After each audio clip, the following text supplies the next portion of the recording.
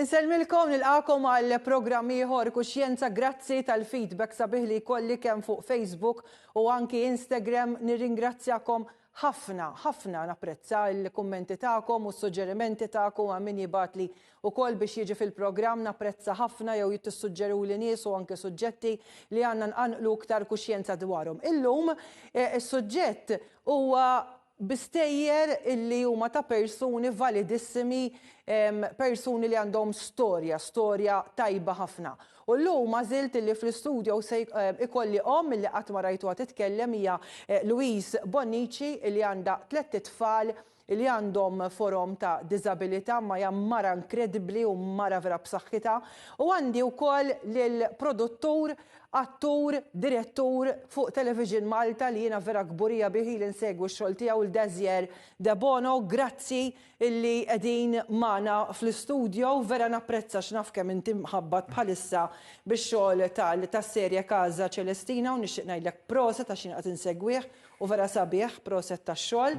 U grazzi Louise. Ħanibda qabel ma nibda tiegħek Louise Bonnici. Louise, jiena iltqajt miegħek f'Ottubru tas-sena li għaddiet u konna qegħdin f'esibizzjoni fejn wieħed minn uliedek kien qiegħed jesibixxi l-arti tiegħu u impressjonajtni ħafna. Mort id-dar u għaddi l-mara vera inkredibbli għaliex meta tarak ma tajtx din il-mara miskina tidher batuta tidher li għandha l-kedet, imma fil-verità meta nidħlu iktar viċin tal-ħajja tiegħek għandek xogħol inkredibbli fejn inti għandek 3 tfal illi għandhom forom varji ta' disabilità. Fil-fatt għandek twewmin u xekk li għandhom 7 snin u għandek ukoll għandek tifel ieħor eżatt għandek 3 subien, skużani għax bla noċċali għalis qiegħda basta għamilt in-noti għalhekk ma rajthomx sew.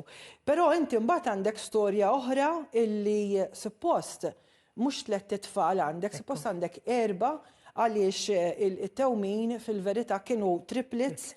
Imma sfortunatament huwa miet wara ġimagħtejn u miet f'Boxing Day, ġifieri l-għada tal-miliet. Louise, jiena nammirak ħafna u nirringrazzjak li sibt il-ħin għax naf kemm diffiċli li ma tkunx ma' uliedek illi on the go għadhom żgħar it-tfal tiegħek ħafna għandek wieħed ta' 10 u l-oħrajn ta' 7 snin. Rajtek magħhom inkollu għaddejja, dak tfal ħelwin immens, kapaċi immens, però kont qed tgħidlek kemm mhijiex faċli li tibqa' għaddejja u tibqa' kif inti b'saħħtek int u r-raġel tiegħek tibqgħu għaddejjin. L-ewwel mistoqsija tiegħi kif jirnexxielek tidher int kif inti soda u tibqa' għaddejja flok tikrolla. Alright, grazzi tal-istedina. Kont kontenta ħafna nirċievi l-messaġġ minn għandek li nista' niġi hawnhekk miegħek. Mela, kif għadt inti iva, jiena ta' 4 titfal, 4 subien, 3 jżommuni busy ħafna u l-ieħor qed jgħinni minn hemm fuq biex inkompli biex noqgħod innaqdef iktar biex intihom dak li għandhom bżonn it-tfal tagħna. Jiena u r-raġel għandna relationship, għandna żwieġ mingrazzja tajjeb li ngħinu xulxin, għax id-diżabilità fil-familja jista' it can make or break a family. Jiena ngħid li flimkien nimxu il-qudiem u nistgħu ngħinu it-tfal iktar li kif nistgħu. Wasalt hawnhekk kif tgħidli imlallu dejjem narak tajba jew kuntenta, le, ma kontx dejjem kuntenta. Kull darba li rċevejt diagnosis kien salletta kull darba, imma dejjem kont naf li kien ħajoħroġ da diagnosis. Għax jiena kont ngħid isma' li raġel naseb dan għandu xi ħaġa, ma kontx infittex il-problemi, għax ġieli jgħidu li jfittex il-problemi. Imma mbagħad jiena dort għal-għajnuna għalija nnifsi wkoll, mort terapiji, mort infittex il-għajnuna għat-tfal għalija u għalhekk illum jekk jiena nħossni kontenta, jekk nħossni tajba, it-tfal ukoll fl-istess ħin ħajħossu l-istess vibes. Fil-fatt għandek tifel ta' 10 snin illi qiegħed fuq l-ispettru u artist. Iva. U mbagħad it-tewmin għandek tnej ordin fuq l-ispettru hekk fimt sew. Mbagħad għandek wieħed minnhom imma bis-cerebral palsy. Iva, iva. Jiena rajtek bit-tfal, nammirak ħafna, ġifieri kalma, tranquilla, irpużata, ma tħalli l-ħadd iwaqqak l-isfel. Mhux faċli żgur, ġifieri żgur mhijiex faċli, però inti għadt illi jkun hemm momenti fejn, speċjalment meta sirt taf, fejn ħadd daqqa ta' ħarta inti u r-raġel, ħanieħdok ftit lura, meta sirt taf. Ovvjament l-ewwel ma kien Nikolaj. X'ħassejt? Dak il-ħin ħassejt ħafna affarijiet, emotional roller coaster tista' tajt, għax tajt, alright, mela issa sirt naf. Imma la naf issa ħantih, nipprova ntih kollox li għandu bżonn. Issa jekk kien li kellu bżonn l-ewwel ħaġa li kellu l-problema kien il-delayed speech. Mbagħad mid-delayed speech kien picky eating. Mbagħad mill-picky eating komplejna. Imma llum jekk taraħ u anke, he's very high functioning, imma xorta meta jkollu l-problemi, tipo jispikkaw. Imma jiena dejjem ngħidlu, isma' aħna qegħdin għalik, issa tipo meta trid ħanejnuk. Dejjem ngħidu hekk. F'kull sfida dejjem ngħidu jew ngħid jiena it could have been worse. Per eżempju, minflok severe autism għandu mild autism, minflok it-tieni wieħed bis-cerebral palsy u palissa qed jimxi bil-frame, imma it could have been worse. Bit-triplets forsi kienu jiena tlift wieħed iva, imma fl-istess kamra jew fl-istess sala kien hemm mara barranija tilfet it-tlieta li huma xahar wara xahar. So għalhekk jiena nipprova nkun pożittiva għax it could have been worse. Iva, mhux faċli għalija u għar-raġel tiegħi, imma bil-familja u bil-ħbieb l-għajnuna li nirċievu nistgħu nkomplu. Ma nafx ir-reġija Tellaċċe jiena mhux ħanuri l ċuħ ta' tfal imma nammira anka meta rajt il-ritratti bdejt ngħid jiena rajtek personali, ġifieri fil-ħajja ġifieri reali. Però anke ritratti jiġru l-imħabba kbira li hemm minkejja d-diffikultà u dawn huma rek rittek fil-programm għaliex nies bħalek tatuna ħafna kuraġġ, tagħti kuraġġ il kulħadd għaliex is-sfidi qegħdin hemm għal kulħadd, ġifieri forsi hawn tfal m'għandhomx diżabilità li tidher imma forsi għandhom imġiba diffiċli għal xorta inti bħala ġenitur tħossok qed tfalli mhux qed jirnexxielek tkun ġenitur tajjeb u għalhekk xtaqt li tkun fil-programm biex inti tkun id-dawl għal ħafna nies. Ġieli anke għax il-problema li għandi pereżempju għalissa hija li is-siblings għax ġieli jgħidu il-qom tagħti iktar attenzjoni għal-tifel li għandu xi diżabilità. Jiena bit-tlieta li huma lil min ħanati iktar. Min qed nagħti biżżejjed għajnuna għadda t-tifel qed nagħti biżżejjed għajnuna anke meta pereżempju qabel ma kien diagnosed Jan. Kienu jgħiduli le dak m'għandu xejn, dak mhux autistic, dak għax ma tiex biżżejjed attenzjoni għax tagħti iktar lil Alex. U jiena kull darba stalletta. U infatti meta diagnosed jiena imnalla issa naf li mhux it-tort tiegħi għax tipo kienu jitfgħuha fuqi. Veru. Ħdejk għandna għalija bniedem li tispira ħafna persuni jiena ili nsegwik dessjer, inti direttur, produttur, attur, bħalissa d-dej kif għedna bis-serje Casa Celestina, però inti l-istorja tiegħek tal-passat u inti wkoll awtur. L-istorja tiegħek tal-passat meta twelidt inti ma daħqitlekx il-ħajja fit-twelid, inti twelid ta' 6 xhur u nofs u stajt ma bqajtx ħaj. Spjegalna ftit il-passat tiegħek biex in-nies jifhmu iktar minnu Desir. Mela, l-ewwel nett ninaqat ma' Louise u nirringrazzjak tal-istedina. Kienet naqra storja ovvjament issa 30 sena ilu komplikata għax kien hemm twelid qabel iż-żmien, ġifri jiena twelid kif qed tajjeb inti ta' 6 xhur u nofs. U allura b'konsegwenza hekk kien hemm ċerta ċirkostanzi. Naturalment, l-isfida dak iż-żmien kienet biss għall-ġenituri tiegħi u l-familja involuti illi isma' dat-tifel u l-omm isalvaw ħajjithom. Ġifieri dik kienet l-unika problema li kien hemm dak iż-żmien. Issa mind you jien għandi żewġ ħuti oħra illi dak iż-żmien ovvjament kienu żgħar u allura jien għamilt xi 3 xhur dak iż-żmien kien l-SCBU, l-ITU ta' tfal biex niftehmu.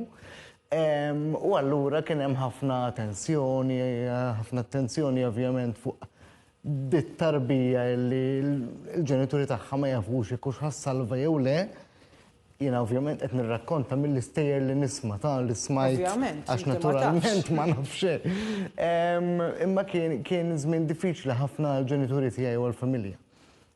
Apparentament b'xi mod kien hemm xi żewġ okkażjonijiet li kienu gravi ħafna li ovvjament kont fit-tarf, imma b'xi mod irnexxinna nelbuha dil-fażi. U mbagħad jiena kont tipo all right kien hemm ċertu attenzjoni forsi li affarijiet li tittoqgħod attenti iktar għalihom għax ovvjament tkun iktar dajjef bħala baby, bħala tarbija u x'veru. Tkun għadek trid tiżviluppa b'qajt żgħir, mhux issa kbirt, imma b'qajt żgħir bħala baby. So kien hemm ukoll bżonn ta' ċerta appuntamenti mediċi u x'nafien. Imbagħad ma' żmien il-ġenituri tiegħi il-mami speċjalment bdiet tinduna li hemm xi ħaġa ħażina fil-fiżik tiegħi. Meta għajmuni bil-wieqfa pereżempju dal-affarijiet. Mhux qed ngħidlek għax Louise fakritni naqra bl-istorja tagħha fil-ġenituri tiegħi ukoll għax huma wkoll bdew il-mediċi bdew imerruhom, bdew jgħidulhom dan m'hemm xejn ħażin, I mean it might be overthinking u dal-affarijiet, so it's very similar. Imbagħad by time irriżulta illi hemm kundizzjoni illi ovvjament tidher il-ħin kollu. Jiena ovvjament imbagħad bdejna nagħmlu physiotherapy għax ukoll hija tip ta' cerebral palsy. Imma meta kont tifel l-iskola pereżempju, għax jiena nara karattru ma tħalli xejn waqfek u għalhekk nammirak, għalhekk ridtek fil-programm u ili snin ta' nammirak ma qatt mittlek. Hija verità, le, hija verità. Għaliex inti persuna li ma tħalli xejn jostakolak, tibqa' dej u jirnexxielek. U għandna ħafna bżonn iktar nies bħalek li ittuna dan id-dawl. Importanti. Għax importanti kif qed tajt inti. Fl-iskola kien hemm xi momenti fejn ħassejtek forsi kien hemm sfida biex jien naf kellek xi ħadd ixekklek jew xi ħadd għallek xi kummenti, jew kienet tfulija normali? Le, kienet tfulija pjuttost normali, mhux qed ngħidlek illi ma kienx hemm momenti forsi jien naf għax kien hemm momenti fejn kont inħoss ċertu sitwazzjonijiet naqra antipatiki. Pereżempju, l-iskola ta' tifel li tkun ma tantx stajt nipparteċipa fil-PE. Però xorta mbagħad konna sibna mezz kif b'xi mod nipparteċipa, imbagħad li għamilt ivvintajt għax jiena għax imbagħad irrid tkun inti, irrid ikun il-karattru. Ġifieri ta' tifel li kont ivvintajt illi waqt il-lezzjonijiet tal-PE biex jiena dak il-ħin ma nħossniex isni differenti, jew nagħmel xi tip ta' physical exercises illi stajt nagħmilhom jien, ovvjament mat-teachers, etc. B'xi mod kien ikun hemm ċertu exercises illi stajt nipparteċipa mal-kumplament tal-klassi, u mbagħad imma kont waqt il-ħin tal-PE nikkonċentra fuq x'ħan għamlu fil-Prize Day pereżempju u jien nafu naraw x'attivitajiet ħan uħolqu. Minn dejjem kont kreattiv u ssib. F'intervista li kellek, inti kontatt imma li kien hemm żmien fejn tlift il-fiduċja fik innifsek għaliex. Ejja. Kien żmien diffiċli ħafna, mhux qed ngħidlek illi kien diffiċli minħabba dis-sitwazzjoni li qed insemmux, ma fil-verità jien ma tantx konċentrajt fuqha f'ħajti. Ġifieri, all right, naf li għandi xi ħaġa permanenti and it's okay, I live completely normal kemm jista' jkun. ċertu momenti u ċertu affarijiet naf li rrid noqgħod attent aktar biex nagħmilhom, però I handle it well. Da l-perjodu li tissemmi inti marbut mal-karriera televiżiva illi għalija għadha sal-lum importanti f'ħajti. L-ewwel nett nara xi ħaġa li tini identità. U nieħu gost ħafna li dak li qed nagħmel nipprova nagħmel il-ġid. Sewwa. Iva, kien moment diffiċli fejn naħsibt li ta' żgħira meta kelli 19-20 sena u kont qed nibdew suppost kelli futur, għadd daqshekk jien spiċċa kollox. Ġifieri kienet xi ħaġa temporanja u għaddiet. Imma jiena ħassejtni dak li ħin naħseb għall-ewwel darba f'ħajti li rrid nagħmel xi ħaġa u ma wasalx. Mbagħad kif bdejt fil-karriera televiżiva? Kemm kienet l-ewwel biċċa xogħol? L-ewwel biċċa xogħol televiżiva li għamilt kienet drama libra li xandret fuq stazzjon ieħor. Way back 2015, ġifieri jiena kelli 19 years. Kont kważi 11 sena issa. Kont producer, direttur u awtur. Issa ovvjament mhux ħanħallat ix-xogħol ta' dak iż-żmien ma da tal-lum, hemm differenza għax titgħallem, tikber, eċetera. Imma dak iż-żmien mal-ammont kbir ta' xogħol li jkollok biex tagħmel drama, eċetera, kienu ġraw ċirkostanzi amministrattivi illi żammewni milli inkompli nipproduċi x-xogħol. U dak iż-żmien kienet xi ħaġa kbira għalija.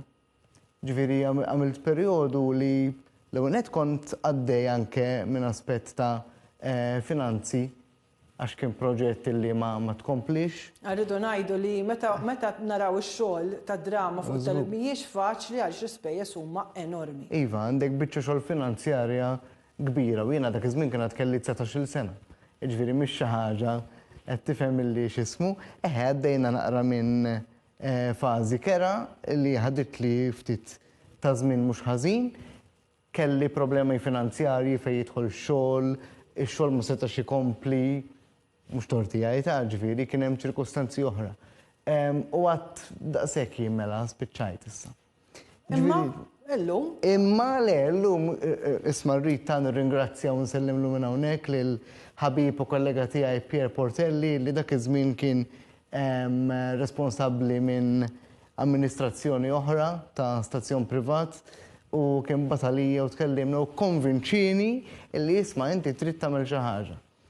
Iva, huwa importanti li jkun hemm dawn in-nies fil-ħajja li jemmnu fik għax tagħmilek id-differenza kollha. U taf x'inhi jiena kont ċert illi għandi xi ħaġa li rrid intija. U inti taf kemm int kapaċi, kulħadd ikun jaf x'għandu x'm'għandux.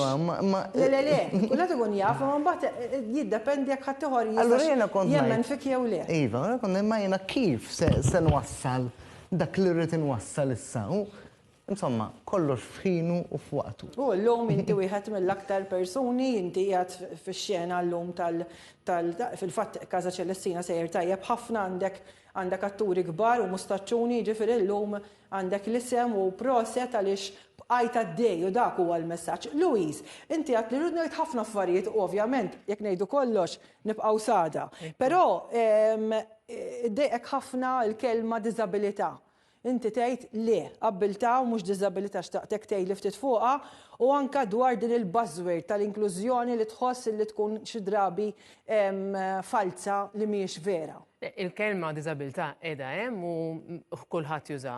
L-iktar li ma nħobbx u nobod handikappat. Imma jgħidu għasallum. Imma jgħidu. Skużani, min jgħid għandu nuqqas edukazzjoni. Eżatt, imma irridu ngħiduha kelli ngħidha. Vera. Mhijiex. Eżatt.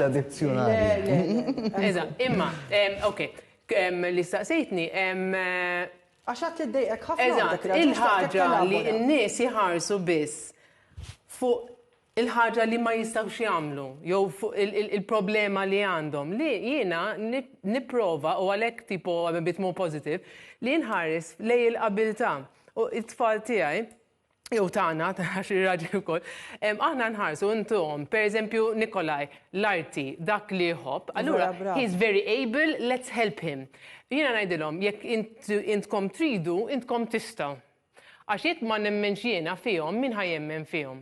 U dan il-problema li nħoss fil-soċjetà u anke fl-iskola. Alex minn barra Cerebral Palsy u hija non-verbal. Issa, non-verbal iktar ħanaqlbuha fuq non-speaking, għax verbal u intelligenti ħafna, jifhem kollox, ġieli jgħid ċertu kliem, imma in-nies jikellmu fuqu, dwaru, mhux Jikellmu lilu. Lilu. Allura, u jħossa ħafna, u anke aħna. Ekku. U jekk aħna in-nies, pereżempju jgħidu għax ma jistax, issa bdejt anke ma' skola, bdejna nagħmlu ċertu homeworks bil-videos u ma jiktibx u ma jitkellimx, imma jaf kollox u qed jinnexxielu f'kollox. Eżatt. Fil-fatt rajtek qed tapprova deżjer, u rajtek għax naħseb rivera tħossa din ukoll. Inti temmen li qisu s-sistema dinjija għax naħseb mhux Malta biss dina, iridu bil-fors impoġġu nies ġo kaxxa anke l-itfal fl-iskej, ġo kaxxa jew tiffittja fiha jew nkella ddispjaċini. Allura nitilfu ħafna mill-abbiltajiet. Imma jalla ikonna l-abilità, ikonna l-opportunità illi inwaslu messaġġ lil dik il-folla li qed titfa' nies f'dik il-kaxxa li semmejt inti. Ġifieri once illi aħna, ġifieri l-persuni li huma b'abilitajiet differenti, il-familji tagħhom, eċċetera, qed niffukaw fuq għal ħaġa mhux se tinbidel. Ġifieri, pereżempju, ħana nsemmi l-każ tiegħi. Jiena qatt ma nintroduċi ruħi bħala persuna hekk imsejħa b'diżabilità. Żgur li le. Sewwa, ġifieri assolutament. Mhux ħankun qed nitkellem miegħek. U llum rittek u għamiltilek ċara, m'intix jataw għax għandek xi għax anke jien għandi diżabilità, anke lui sorry, kulħadd għandu diżabilità. Imma x'rittek twassal messaġġ li tasal kemm tiflaħ. Jien dejjem iffukajt fuq dak li hu l-iktar importanti għalija f'ħajti. U l-iktar importanti għalija f'ħajti mhux il-fatt illi għandi l-kondizzjoni li qiegħda b'xi mod jinnaf tiddomini li ħajti jew żommni u twassalni nagħmel xi ħaġa, assolutament m'għandux jaqsam. Ġifieri sempliċement hija ma nafx jiena fil-fatt kulħadd għandu forma ta' diżabilità. Le jien taf kif impoġġija hija n-normalità tiegħi għax jiena normali jekk inħossni. Ġifieri naħseb u kelli nerġa' nitwielet u m'iniex qed nasaġġera, kieku kelli nerġa' nitwielet kont inkun irrid nerġa' ikolli l-istess affarijiet. Fehmti ġifieri assolutament. Żgur illi mhux problema għalija f'ħajti di. Messaġġ b'saħħtu. Luis, qabel ma nagħlaq, inti għadt li kemm importanti twassal messaġġ il-ġenituri li għandhom tfal bi sfidi varji li jieħdu ħsieb tagħhom infushom. Iva, għax normalment ma' min niltaqa' jgħiduli għax jiena dejjem terapija ma' tfal, imma jiena jgħid m'għandix saħħa. Importanti li bħala ġenituri aħna infittxu, personalment, jiena mmur psychologist, psychiatrist, li meta għandi bżonn lajnuna, jew għandi bżonn pilloli biex għall-ansietà, għandi bżonn u jiena mmur u nfittex għajnuna, għax jekk jiena tajba, bl-Ingliż, you cannot pour out of an empty jar. Jekk jiena rrid ngħin it-tfal tiegħi, jekk jiena ħan werżaq magħhom, jekk m'għandix saħħa, huma mhux ħajgwadanjaw. Sfortunatament il-ħin tar, mnalla ġibtkom tnejn biss illum għax kont naf li il-ħin ħajtir ħafna malajr. Grazzi l-Deżjer de Bono, grazzi u għasejjer tajjeb f'Kaza Ċelestina u produzzjoni toħra, grazzi l-Luis Bonnici, nawguralek aktar ħajja ta' suċċess mal-familja tiegħek. Grazzi lilkom, grazzi lid-direttur James Azzopardi u l-kru li għandi fl-istudio u fil-Kamra tal-Kontroll. Segwu Kuxjenza fuq Facebook u Instagram u jien nerġa' nkun magħkom il-ġimgħa d-dieħla. Grazzi.